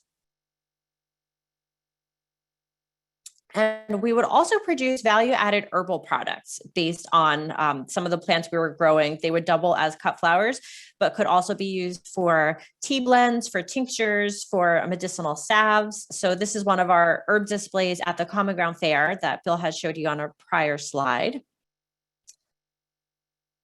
And some of the particular crops that we grew, lavender was a great example. Bill Hlubik had mentioned this as one of the up and coming specialty crops in New Jersey. It's beautiful as a cut flower. The bees like it. It makes a nice tea. It can be used in herbal craft type products. So lots and lots of opportunities there. And again, the herbal products like the cut flowers contribute a value added aspect to the business. So it's something else that customers you already have might be interested in purchasing. As another aspect of the business, we ran a plant nursery. So we would produce our own rooted perennials. So what you see on the left is a grape cutting that we were rooting. We would grow and sell, as I mentioned, some of the flower bulbs that we were producing for cut flowers. And then we also did some grafting of fruit trees. On the next slide, you're going to see that we also produce nut trees. So we would start these from seed, from nuts collected from area trees. Black walnut was one in particular that we were selling. We also did some butternuts and heart nuts, hazelnuts, different things. So what you can see on the left there is Bill digging out some of our nursery stock that was going to be sold through the Fedco wholesale company, which was a local Maine company, but they ship throughout the US. So we would wholesale some of our trees to them. And this was nice because you can see the snow on the ground while Bill's digging. This would have been probably mid-November. A lot of the nursery work happened outside of the annual vegetable production season. So we would be grafting and rooting cuttings early in the spring, and then we'd be digging the final product in the fall. So it was a really nice kind of benchmark on either side to extend our season in another way. And this is just a shot of the Fedco Trees warehouse. And then we'll go on to this. Oh, now we're back in Fedco. Okay. Go ahead, Bill. I'll let you take over with Sarah. Sorry, I'm driving. So another great opportunity. So, we always have this one foot in the academic and research realm and one foot in the, production agriculture realm, thinking about new knowledge and new information and being excited about trying things out. There's a USDA program called From SARE. It's their Sustainable Agriculture Research and Education Program. And they have grants specifically for farmers who want to try out new ideas and innovative practices that, may or may not be effective. And so they compensate the farmers through this grant program to sort of take the risk and put their time in to try these things out and to generate data to share with other farmers. So we had 2 grants on the farm while we were there, where we applied for the grant and we received it and we reported and did the work and, put all this together. And one was a pasture grant. We were trying to use soil fertility to feed the grasses and reduce weed pressure. And then the second grant was looking at fig varieties that could grow in the high tunnel in Maine. So Maine is usually too cold for fig production, and we were looking for ways that we might be able to do that in the tunnels as a value-added crop. There's also the Natural Resource Conservation Service, and they will provide funding for conservation practices on the farm that can improve your infrastructure as well as conserving the natural resources. So there is funding that we received from the NRCS for our high tunnel, for solar drip irrigation, pollinator habitat, nutrient management, our rotational grazing plan, erosion control, and our sustainable forestry practices. The NRCS helped to fund some of those programs on the farm. Another aspect that was very important for us as we were farming was to maintain educational opportunities for our community members who are interested in food production and also for beginner farmers. So we would have classes come out to the farm. Unity College was not too far from us. So we would sometimes have their students come out. On the bottom photo, you can see some Unity College students helping to implement some of the fruit and flower production beds on site. And then on the top, we're giving a tour to a permaculture design class that was interested in edible landscaping. So we were showing them about some of the things that we had put in place on the farm. And then I'll close our segment of the presentation today by mentioning the Maine Organic Farmers and Gardeners Association's Journey Person program. So this is a beginner farmer program that MOFGA offers in Maine. And Bill and I participated in this program as we were getting started. So as we were envisioning our farm and our business plan and our practices, we did a 2-year Journey Person program. And the Journey Person program was instrumental in helping us, figure out our business plan and really get take a holistic approach to launching our business. So that's one of the things that we're really hoping this Rutgers Beginner Farmer program is going to be able to offer to those of you who are going to be able to join up with us. it just lays such a solid foundation so that you can get organized and just really think through different aspects of farming that you might not have considered yet. One of the things that was exciting for us with the MAFCA program is that after we completed the Journey Person program, we were farming for a couple of years. We then joined the MAFCA program as mentors. So we were able to both teach workshops and classes. This is our draft horse Riley on the screen, and he and I were instructing a couple students who are interested in learning to farm with horses. But we were also served as mentors for a full season for multiple farmers in Maine who are getting started. So we are, as we said when we started the talk, very excited to be in this position now with Rutgers, and we are greatly looking forward to working with all of you to help your farm dreams become a reality.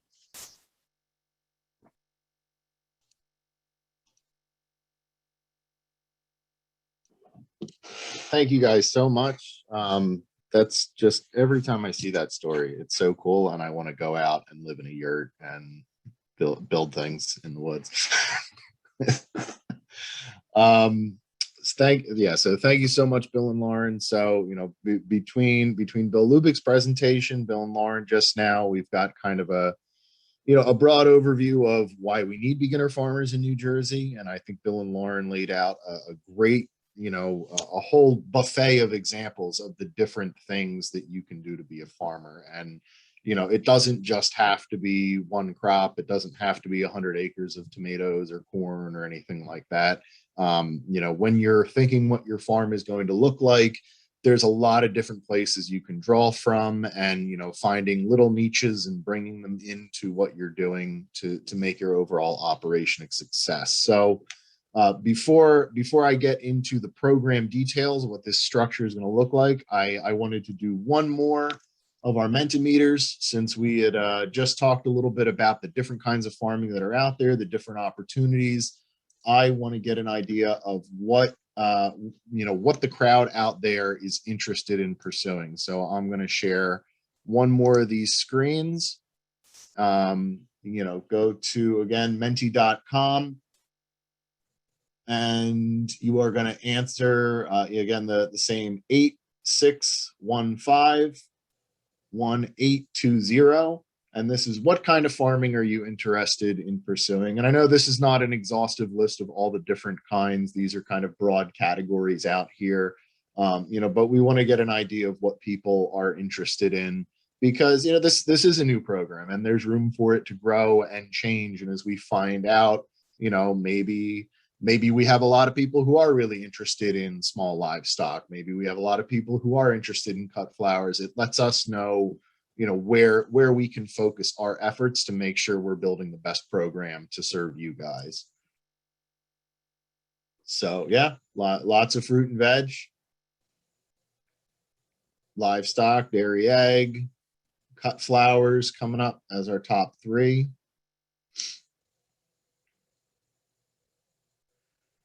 Agritourism. New Jersey is a great state for agritourism, going back to what Bill said, with, so many people living in such a close area. There's plenty of people out there that just want to come out and see the farm and experience it for a day, and don't want to, they don't necessarily want to come live on it. But agritourism, there's great opportunities in farm to table and hay rides and Christmas tree cutting. And all right. So again, we're gonna save this up. This is gonna get shared around, but I'm interested. So I'm imagining there's a lot of folks out there that are interested in having laying hens for the livestock, the dairy and egg.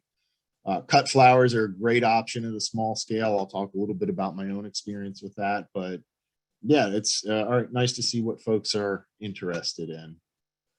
So now I've got one last presentation, and that is going to be me. So bear with me for just one moment.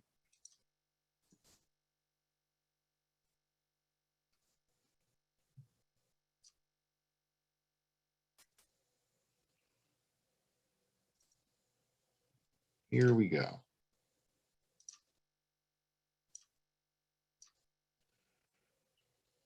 Okay.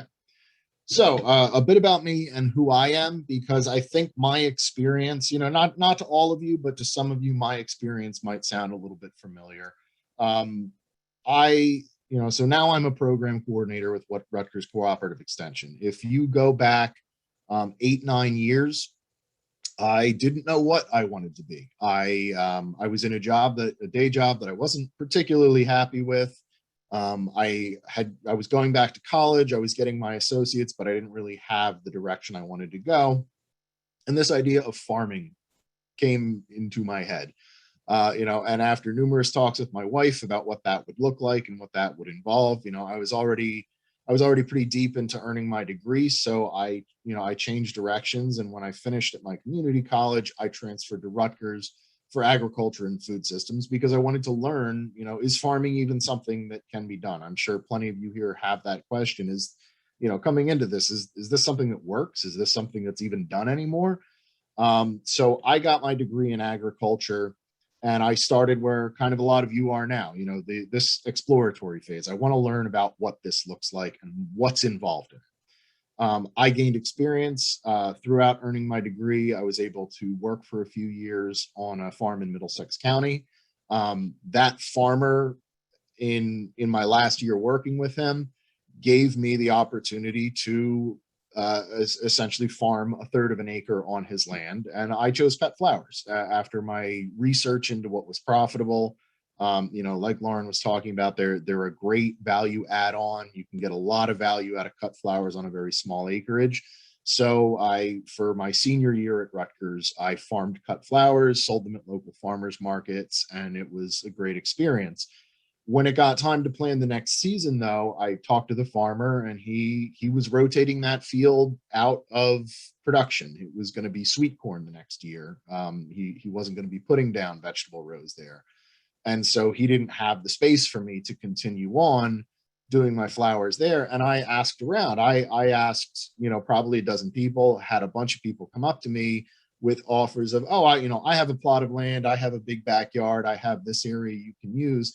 But what I quickly found out is that, land,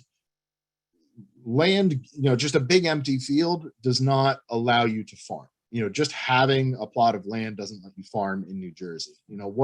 What you need is a space with fencing, deer fencing to protect your crops from wildlife. You need a space that you can get water to it.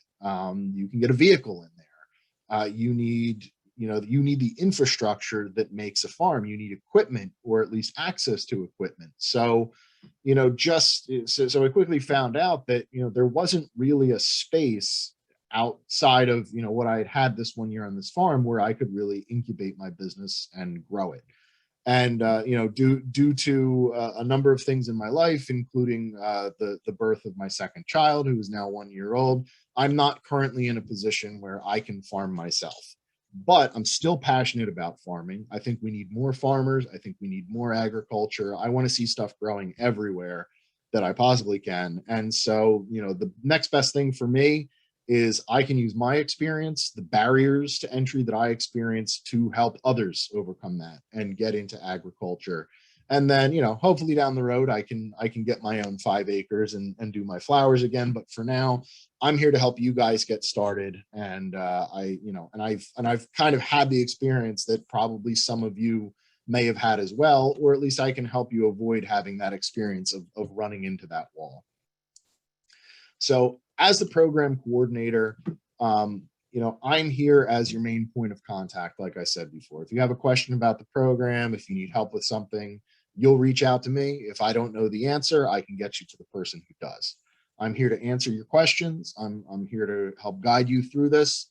And I'm also here as your translator. And this is something that will come up, is that, we're going to be covering a lot of material during this program. A lot of it will be very complex. We're going to have, scientists from Rutgers, people who are experts on plant disease and pests and pathologies. And, there may be topics that, the speaker goes too fast, or they're talking about concepts that you're struggling with a particular concept of the course. I'm here to help you out. I'm here to tutor you through those steps, because ultimately my goal here is to see you participate, you who participate in this program. I want to see you guys succeed. I want you to figure out what your goals are, and I want to help you on the path to achieve those goals. So, a little bit about, I mentioned before, we are the Rutgers, New Jersey Agricultural Experiment Station Cooperative Extension, which is a big title, but what does that actually mean for you as participants? What this means is that you are going to get science-based information. Everything that we are going to bring you, all of the resources we're going to present you with are going to be science-based, fact-based, cutting-edge research and information. And a lot of this material, I mean, you're going to be hearing lectures, on topics from the people who did the research on those topics. Those are the folks that are within our orbit of Rutgers Cooperative Extension. We have a statewide, region-wide, nationwide network, of extension specialists, farmers, scientists. If we don't know the answer, we probably know 3 or 4 people who do. So, all this translates into is what our programming is participant focused. We are here to help you succeed. This is a program. We are funded by the USDA. We're not here to make money, even though there is a fee associated with some of these courses. That's to keep our program sustainable. Our success and how we judge success for our program is how many of you go on to actually accomplish your goals and work in agriculture and learn what this industry is about. That's how we gauge our success, and that's how we report on our success. So, and having the backing of Rutgers Cooperative Extension and that agricultural network means you're going to have ongoing support and resources. Getting involved now while you're just starting to farm, you get to know the experts in the industry. You get to build relationships with them, and when you have problems in your own farm business, you know who to turn to and who to ask for help. And that's what Rutgers NJAES is really all about. So first and foremost, we want to talk just a little bit about the goals of this program. So, again, we are participant focused. We are here to get you knowledge, to get you the understanding and the ability to make the decisions about what you want to do in agriculture. Farming, like Bill, Lauren, and Bill said, it's different for everyone. There's not one model of agriculture anymore that you have to get into. So, is it for you? Do you want to do it part-time? Is it going to be a full-time thing? Are you going to do crops, animals, agritourism? Some of you may have a very clear idea of what you want to do right now, and that's great. You might see that through, or you might go in a different direction as you learn more. But we want to make sure that whoever's here, whoever's doing this, that you have the best information to make the best decision that you possibly can. We want to get you experience, and for all the knowledge in the world is nothing without the hands-on experience, and our program really is designed to merge those two things. As I mentioned before, one of the greatest barriers is access to land, or is actually getting that hands-on experience. If you come from a farm family, then you didn't grow up doing this. So we want to make sure that you're out getting your hands dirty, farming. As soon as we can get you out on a farm working, we want you getting that experience. And it might be, it might turn into you working full-time at a farm. It might turn into you starting your own farm business, but we want you to be able to find the path that works best for you. We want to get you access. As I mentioned before, the greatest barriers to new farmers: access to land, access to equipment, access to markets. And we're here to help you overcome those barriers, lower them where we can, and help you get started. Oh, my slides messed up. Okay. And we want to get you connected. Again, I can't emphasize enough the size of the Rutgers network and the folks that we have. Our bench runs deep. We've got a lot of highly experienced people, and we want you to be connected to that network. We want you to be one of our partners in the state. 15, 20 years from now, when we're teaching these courses, we want to be able to come back to you and say, hey, you started in the beginner farmer program. Can you come talk to our next group of beginner farmers and tell them about your experience? We want to build that family of New Jersey agriculture with you.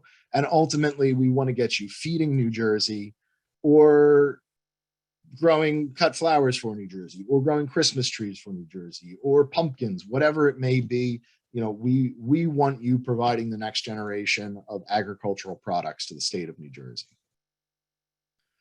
So this is what our program structure looks like. As I mentioned, it is a multi-year arc. You know, farming is a hard business. There's a lot to learn. There's a lot of experience to gain. So this isn't something that's going to be done in a couple months. You know, we're not going to take you out to a field for, you know, a couple months during the summer and then you're going to know how to farm. Farming is a lifestyle, and it's a long-term commitment. It takes a lot of work to get there.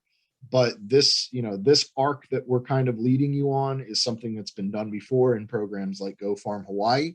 So it has a model of success.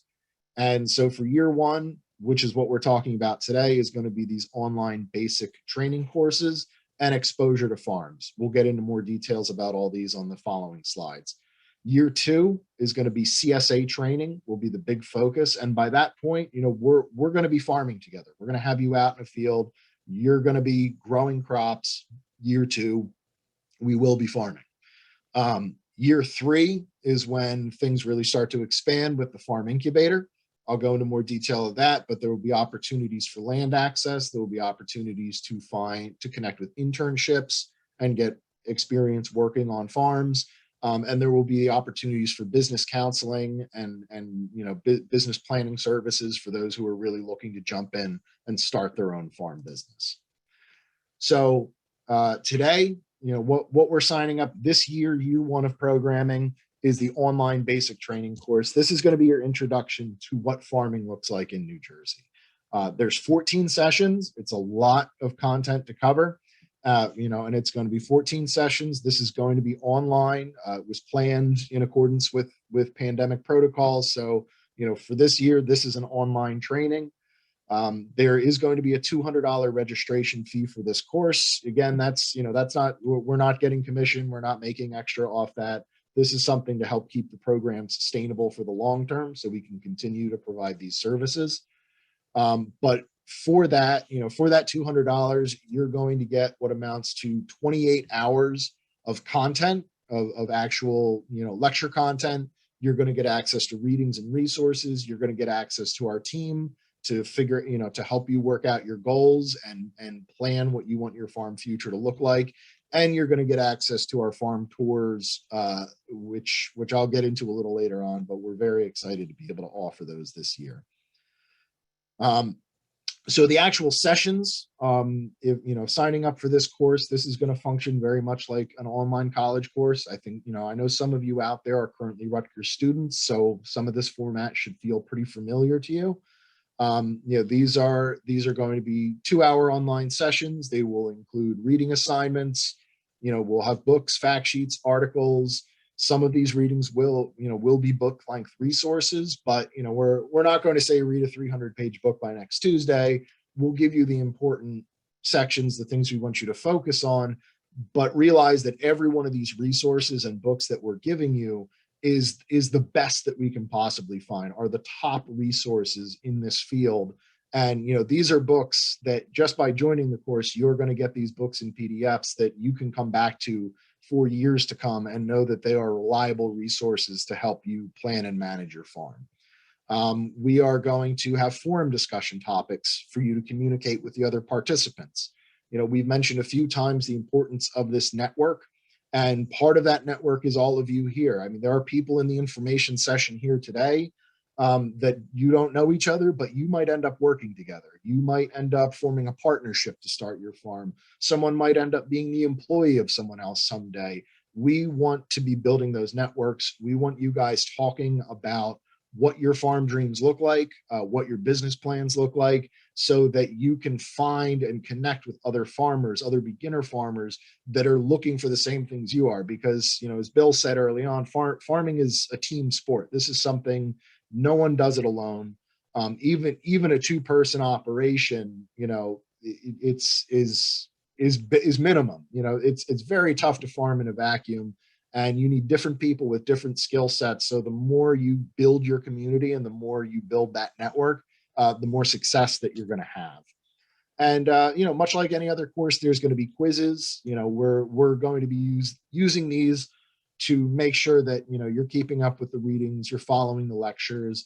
And when it comes time to apply for the second year of training, the quizzes are going to feed into that along with a number of other elements. But, so there will be some monitoring and testing to make sure that everyone's actually engaging with the content.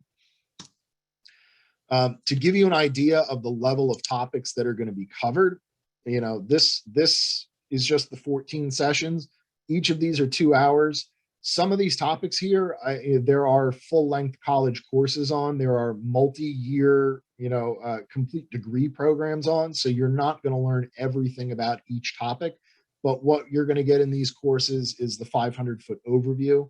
You're going to learn about what things there are out there and what you need to consider. And, so we're going to be covering getting started in farming, soils and site selection, specialty crops, which are your fruits, your vegetables, things like that.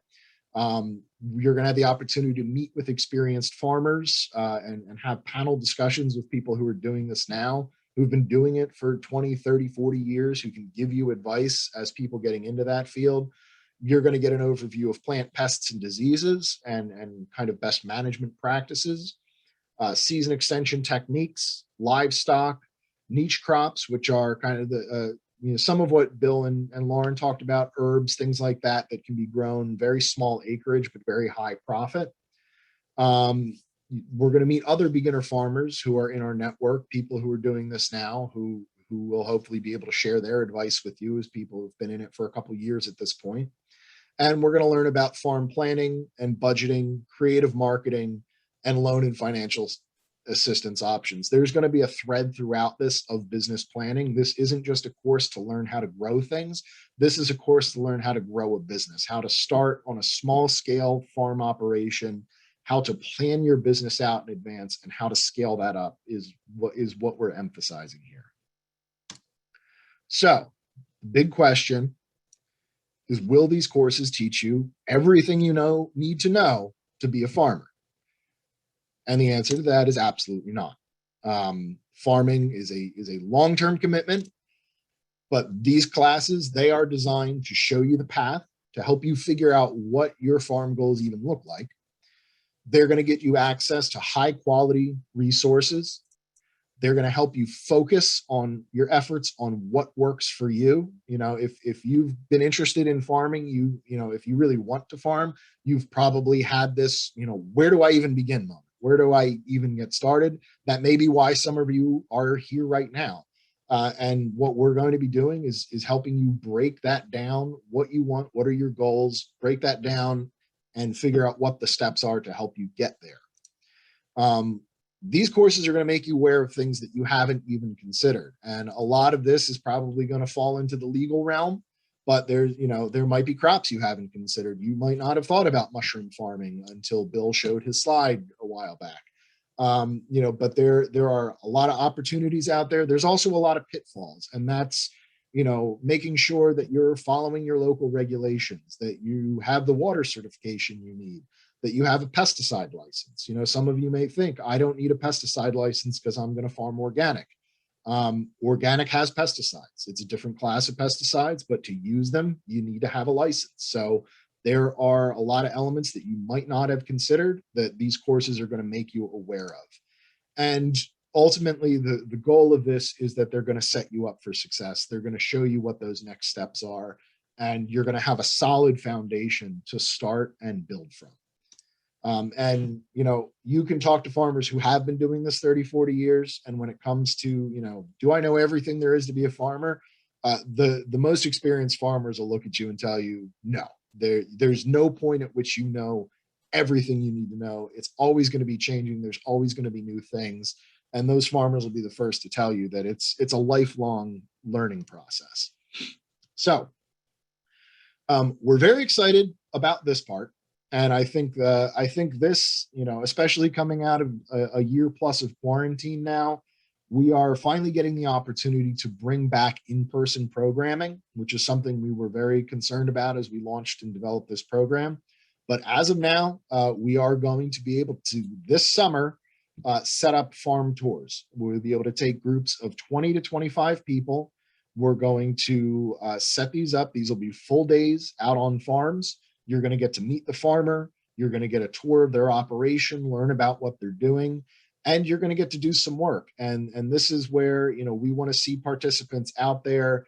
If you haven't had experience farming, if you haven't, yet decided, I don't know if this is for me or not, come out to a farm and pick snap peas in the sun for 4 hours. And if you still enjoyed that day, then farming might be for you.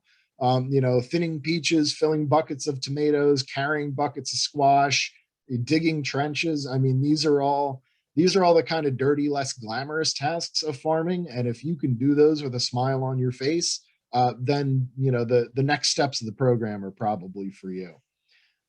So if you're enrolled in the basic online training, there's no fee for attending any of these farm days. These are included as part of the practice.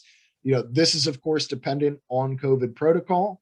We're very much hoping that things continue to relax and the pandemic continues to head in the right direction. If something goes sideways and they end up rolling this back, then we'll work with that in time. But as of right now, it looks like we're going to be able to do this summer, and we're very excited to actually get people out of their house, get to the farm, get out in the sun and do some work. So that's for year one, and I'm going to give you just a brief sample of the step 2 and step 3. These are the next steps of the program. Once you've completed online training, where do we go from there? So step 2, we're going to start winter of 2022. That's next January, February. This is going to be a CSA training program, and at this point, we all together are going to be farming. We'll have a 10 to 15 person cohort on this, so still a small group, and this is going to be a fairly intense 20 to 25 week course where we are going to start early on, planning out a farm plot, selecting varieties together, starting seeds together, developing a marketing plan, structuring a CSA. Participants in the program are going to be expected to go out and sell shares of that CSA to folks that they know. So again, right from the beginning, a business focus, a marketing focus, but we are going to collectively be growing these crops, creating CSA shares and delivering them to customers, and doing this as a full season arc. So, by this point, you're farming with us, and our farm coach, Alex Sawatsky, has experience with running this sort of program. He's going to be working with us out there, helping to oversee the farm, but you're going to get to see from the inside what that process of, planning to execution to harvest to delivery, what that farm season looks like. From there, we go on to step 3, which is our farm access and assistance programs. If you are someone who is coming out of the CSA training program and you are interested in starting your own business, we will help you develop that business plan during the training program. You will come out and you will be able to apply for incubator space, an 1/8 acre to a 1/2 acre plot. We're going to have this set up at a communal location where people can have access to deer fencing, to irrigation, to shared equipment, all the things that I mentioned before, that kept me from being able to go forward with my project. We're trying to get rid of those barriers. So this will be a plot that you can rent out as part of your business. And by this point, if you go this route, you're going to be registering and insuring your business, creating your brand. You will be actually running your small farm business, building your marketing presence, and then hopefully scaling up from there. Throughout this, we'll be offering business counseling services. If you're someone in the program, and I know there's a few of you out there that already own your own land and are looking to put that into practice, that's fine. We still want you to be part of the program. We want you to be part of the family. So those same business counseling and business planning services that are open to the incubator farmers, we're going to be offering to anyone who's farming on their own land and doing their own thing. That'll include help with loans and grant applications like the SARE grants that Bill and Lauren talked about, loans to the Farm Services Agency. And, we want to keep you as part of the family. We want to make sure that you're still getting support even as you grow your business. And then for the incubator, an internship network. This is sort of our third path, for folks who, say you get through the CSA training and you decide, I love this, I want to farm, but I want some more experience before I jump in to make, to start my own business. That would be a wise assessment for many people. And we already have farmers that we talk to, that we work with all the time, who know about this program already and are looking to hire from it. I had a farmer the other day tell me, I can't wait to hire students out of your program. So these job opportunities will be out there. We will have active farmers who are looking for interns, who are looking for people coming out of our program who have that basic experience to come out and work on their farms. And we also have farmers who are interested in hosting incubatees. So, if your heart is set on certified organic production, and our incubator site is not going to be certified organic, it's the land that we're using has a different production history, and that's not something we can offer currently. We have organic farmers who have offered to make plots of land available. So if we have someone who's very interested in that, we can help set up that relationship, help you negotiate lease terms as a private farmer, and help you get started on that land as well. So there's a lot of different opportunities, a lot of different ways that you can approach this. And, and this is built because we understand there's not one way to get into farming. And we want to make sure that, again, we help you find the path and we help you get to where you want to be. And, beyond step 3, if you're at our incubator for 2 to 3 years, then we are looking to help you find land. We are looking to help you scale up and secure either preserved farmland, find a long-term lease option on open space, or to buy your own farmland outright, and we, Cooperative Extension, will be there throughout that process to help you and guide you and give you advice. So here's the big part. How do you sign up for this? If you registered for today's session, you already pretty much know how to sign up for this. It's going to be the same thing that you did before with Anchor. If you want to take a screenshot of this slide that's up here, that registration link that you see, the gorutgers.edu/numbers and letters, that is going to take you to the registration page for the beginner online training 2021 season. You'll register through Anchor. You'll pay the registration fee there. That's the only difference is, as opposed to the free registration, you'll be taken to another site to complete the payment. Once you're registered, that will give you access to Canvas, which is our course portal page. If you're a Rutgers student, again, some of you are, then you're already familiar with Canvas. If you're not, I'll show you in a minute what that looks like. But Canvas is how we handle our online stuff. And on the Canvas page, you're going to find your required readings. You're going to find the discussion boards. That's where we're going to upload the quizzes. We'll give resources, videos, anything that we find that we want to share with you is going to be on there. It'll be a source to communicate with us directly. You'll be able to message us through Canvas. So that's kind of our one-stop shop for managing the online portion of the program. And, if you have any issues with Anchor or Canvas, the Anchor Help Desk at that email address you see there, anchorhelp@docs.rutgers.edu. They're a fantastic resource. They get right back to you very quickly. If you have any problems registering and signing up, copy me on the emails that you send so I can be aware of what issue you have and I can help follow up if there's a problem. And then for Canvas, we have a site that has a student tutorial. For some people, it's going to be fairly intuitive. There's categories on one side, links to click on. But if you have any issues or just need a little bit more of a guidance, then there's great resources for learning how to work in Canvas. So for registering for training, this is what the page looks like. If you registered for this session, this is going to be very familiar to you already. So you'll be able to go through there, see an outline of what the courses are, and sign up. Canvas, this is what Canvas looks like in the student view. If you log on to Canvas now, if you sign up and log in, this is what you're going to see. This first block is going to unlock after today's session. And there's already readings up there. How to Begin Your Small Farm Dream is the reading for what's going to be May 12th's course, the Getting Started in Farming. And setting SMART goals is a fact sheet that we have up there. And you'll see very quickly as you begin to read through that, this is about planning your goals, deciding why you want to farm, and what your vision of farming looks like for yourself. So, that's what Canvas is. That's where you can find that information, and you can get started with that reading. And then there's a discussion board on there as well.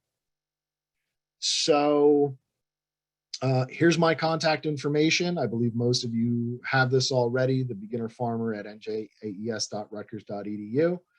And my personal email address, you can reach out to me there as well. I'm your program coordinator. So, any questions, please feel free to ask me. And that is it for today's presentation. So I would be happy to answer any questions now. We've got about 15 minutes. If people want to learn specific things about the program, we can bring all of our panelists back on, and we can answer in chat any questions that any of you might have.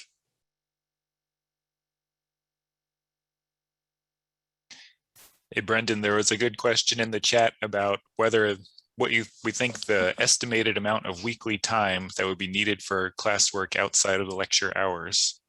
Okay. Yeah. So for the beginner portion of so for this particular online training, I don't anticipate the outside commitment being too burdensome. The classes are every other week, so you will have 2 weeks to prepare for the next class. So I think right now, maybe the most rigorous one is about like 75 to 100 pages of reading. But it's something that, if you can knock that out in a half hour a night or a couple hours here and there, I'd say for most courses, it's going to be like, 1 to 3 hours worth of work between classes, I think is probably fair. And Brendan, is it correct that all of the information will also be available? So if someone misses a class, they can't attend live, or they get a little bit behind, will they have access to all of the course materials asynchronously so that they can catch up? Yes, everything within the course, much like today's session, all of these sessions will be recorded. So if you can't make it to a session due to a scheduling conflict, you will be able to view that online. The recording will be uploaded, and you can record and catch up and engage with the content asynchronously. So there was just a question about the registration deadline. Because this is an asynchronous course, there's no particular registration deadline as of right now. If we start to get up to a point of students, where if it goes crazy and we have too many students, we might cap it at some point. But as of right now, it's open registration because you will be able to review and catch up with the content on your own time. Brendan, there's a question there on regenerative farming as well, about tying that into the fabric of what we're talking about. Where was that? Sorry, the chat stuff doesn't pop up while I was in presentation mode.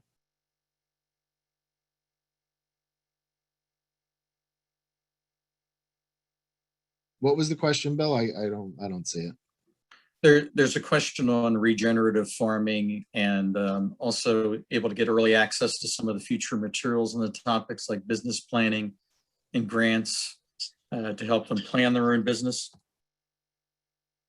I don't see those either, Bill. They may have come just to you. If you want to just go ahead and read the question. You're on mute. Okay, let me just read the question. This is from Alex.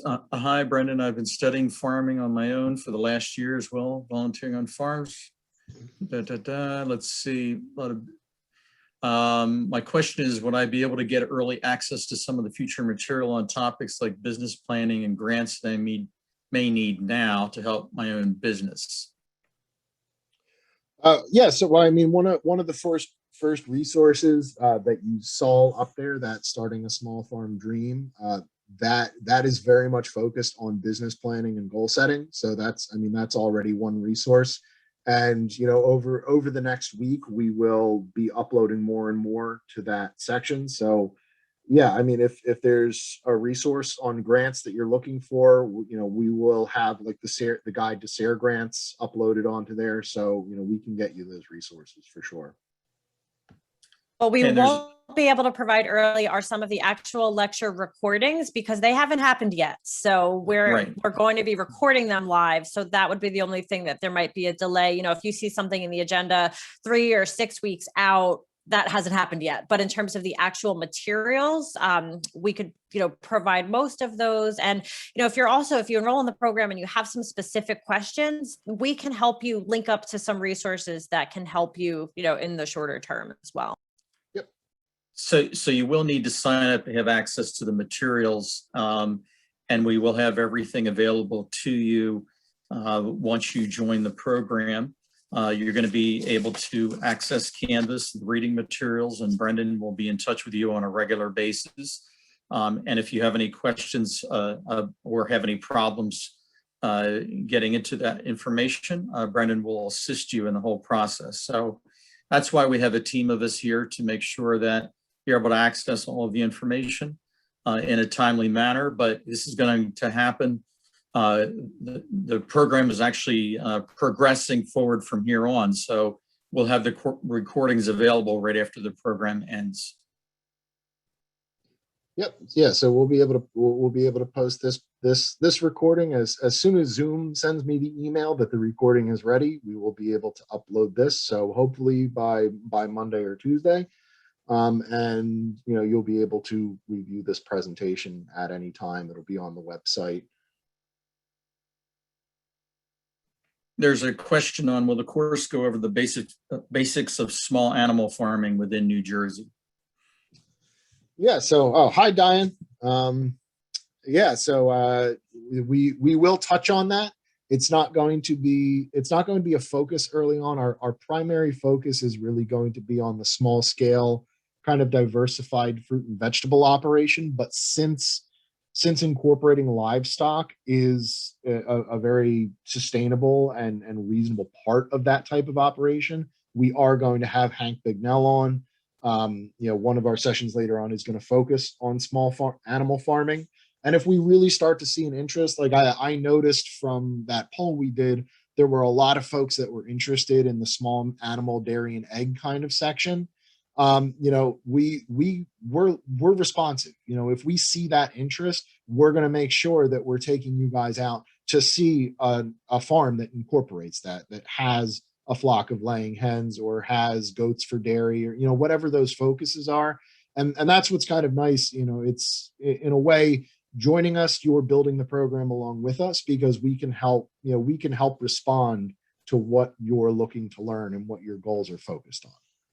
I think in the later stages of the program, there's also opportunity. So if you are, if you're going through the program and you decide over the course of the first and second year of training, I really want to go in the direction of small animal production. If you get to that third stage of farm business incubator or apprenticing on a farm, then we can help to connect you with a livestock farm for that opportunity. To answer Andrew's question about will the course cover writing a business plan?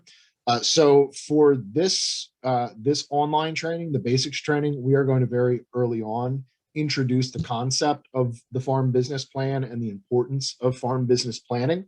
We are going to start providing an outline for how that works. And as we go through the different topics, we're going to be discussing how that ties back into your overall farm plan. There will be some sessions later on that talk more in depth about how to bring everything together. And then when we get into year 2, business planning and the overall planning of a farm operation is going to be a much larger part of the classwork that we're doing. So yeah, business planning is going to be a thread that runs through this entire program. Because yeah, if you're not planning how to market and sell your product, then you're gardening. You can grow all the food in the world, but if you don't have a business plan for how to sell it and how to keep it sustainable and profitable, then you're not going to be able to keep farming. There's an important question here, Brendon. Is someone expected to not work their full-time job in order to participate in year 2 and 3? Not at all. The year 2 and 3, so year 2 will be a much more intensive program than year 1.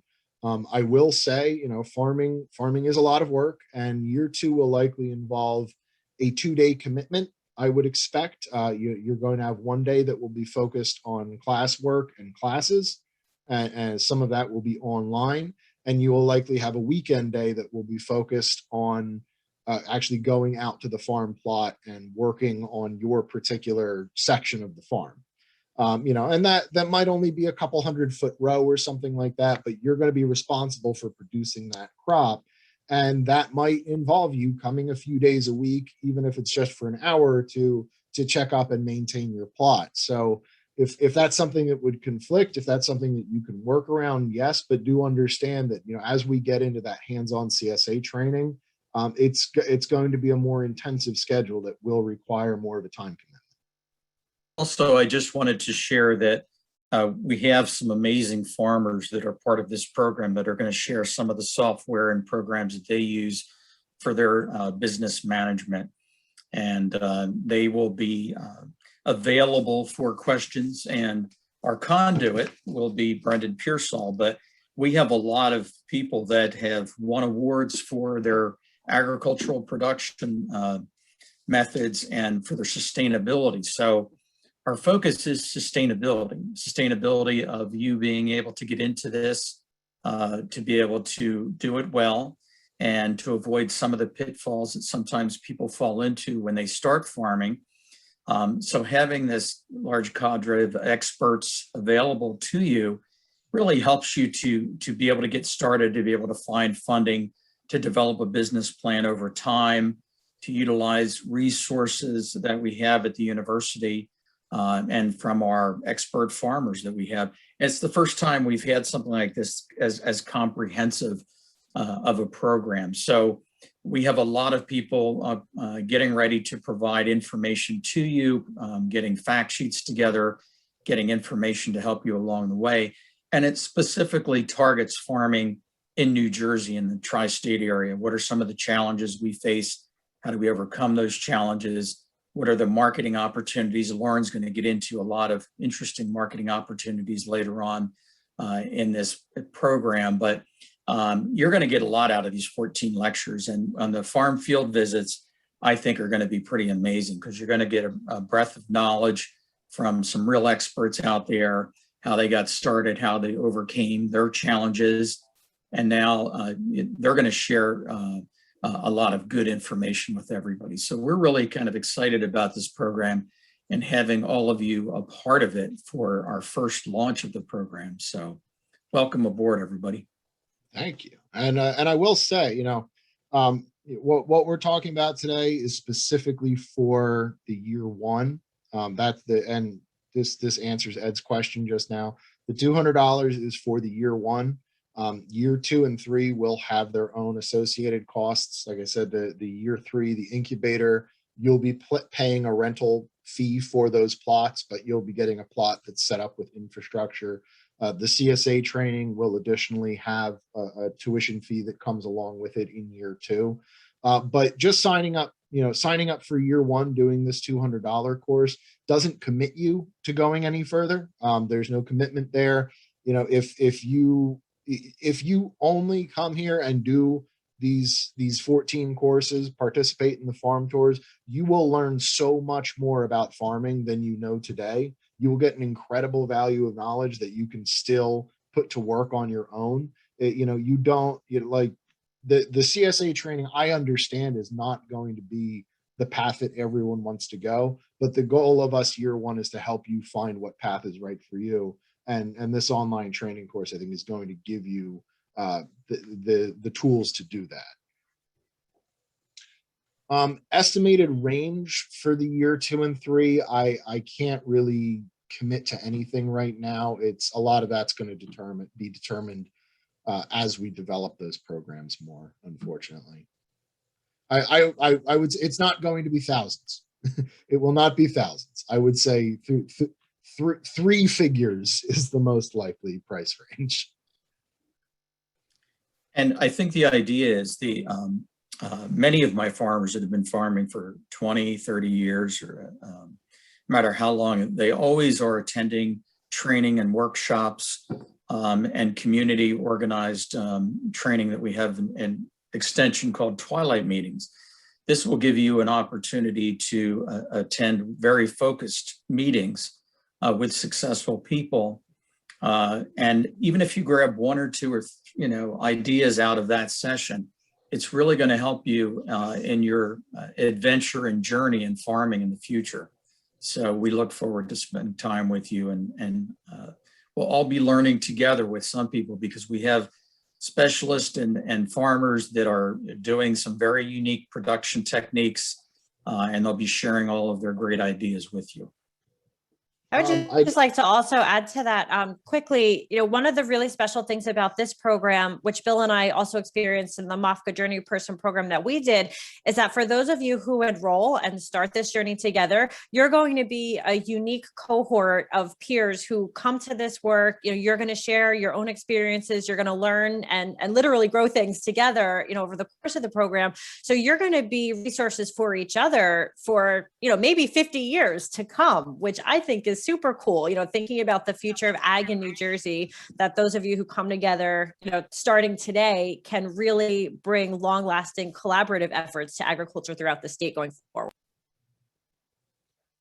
Yeah, excellent point. Yeah, I mean, the networking is such an important part of this, and the connecting with peers that have similar interests to you is so invaluable for this career path.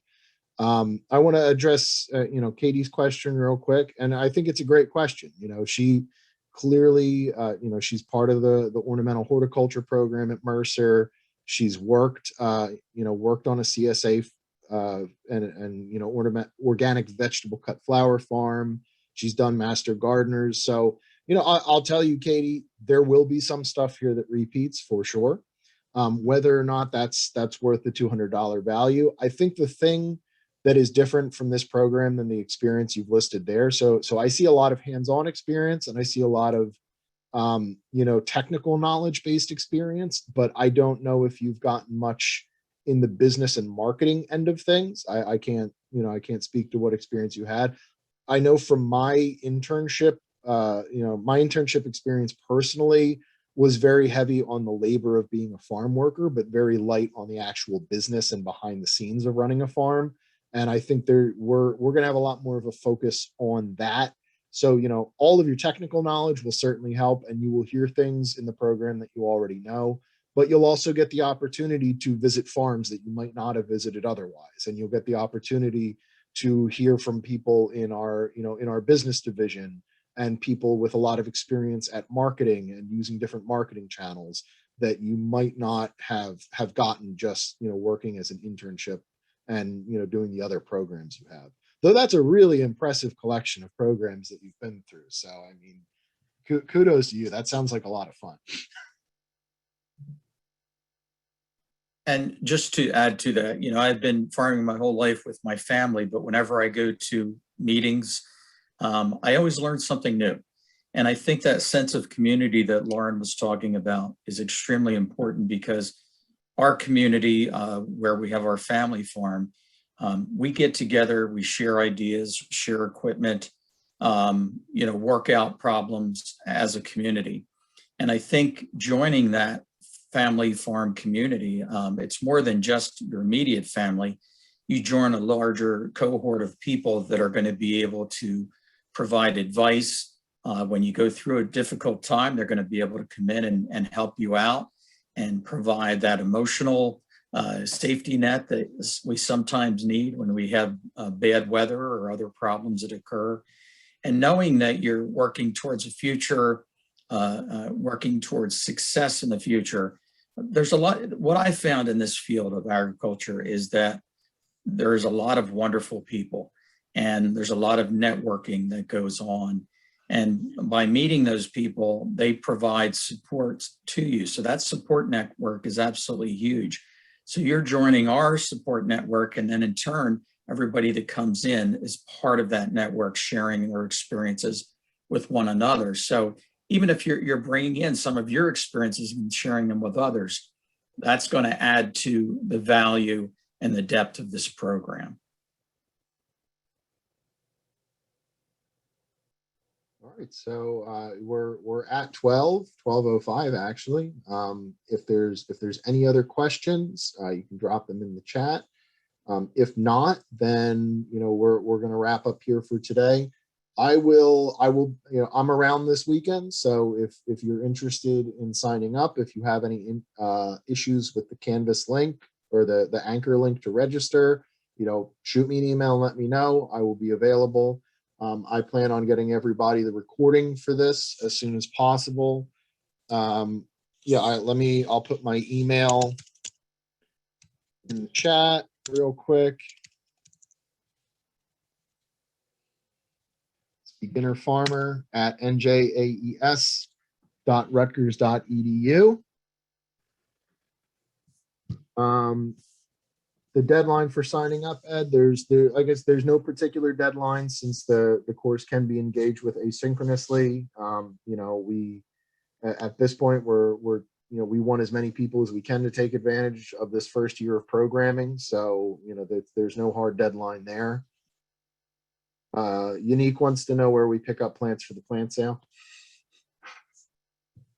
I'm going to have Angela will reach out to you. Okay. So just shoot me your email.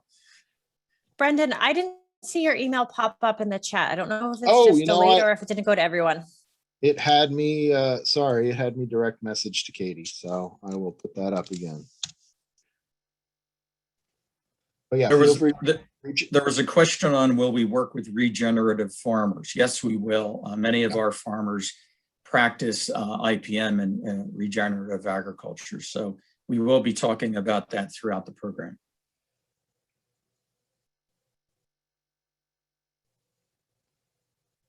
Okay, so like I said, I will share I have everyone's emails. I will share the recording of this as soon as I can. And thank you all for joining us today. Thank you for taking the time to learn about this program. I hope to see you all in the future and get you out in the farm and get your hands dirty. And welcome to Are You Ready to Farm? Take care, everybody. Stay well, everyone. Stay safe, everyone. Take care.